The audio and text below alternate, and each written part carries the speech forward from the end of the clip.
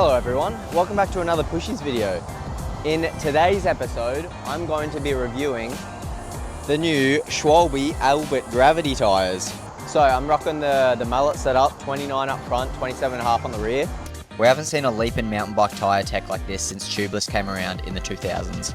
The new Schwalbe rubber has a redesigned casing structure where the fibres are constructed at a 15-degree angle opposed to a traditional 45-degree. What does this mean? Ultimately, the tyre provides more ground contact with extra grip. Alright, so first impression of this tyre, it is super grippy. I personally haven't ran Schwalbe before, but they have made a really good impression. The tracks are really dry at the moment. They seem to be gripping up everywhere. Even in the skatey stuff. I'm riding at Tewantin today and there's a lot of kind of baby head stuff on some of these tracks, and it seems to be just gripping up everywhere. Haven't really had the front or back wash out yet, but I'm going to keep riding it and keep you updated.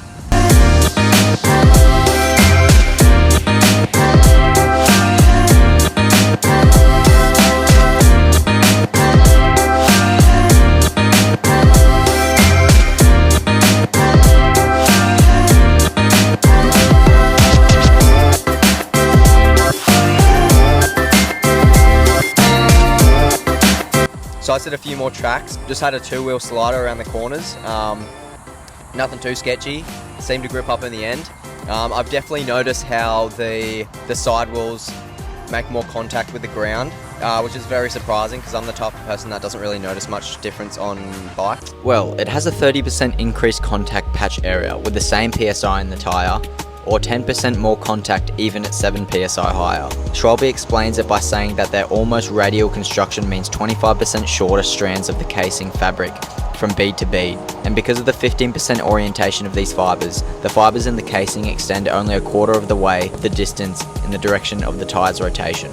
The PSI that I'm running at 22 up front and 25 on the rear. It kind of feels like you're going to puncture on some of the rock gardens, but it just seems to grip up. The tyres are super heavy duty.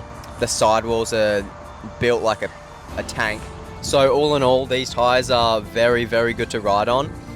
There is not much rolling resistance compared to the other tyres that I run. It's crazy how noticeable the larger contact when it hits the ground is. Yeah, these are very good tyres. I give them 2 thumbs up out of 10. And I'll catch you breathers later.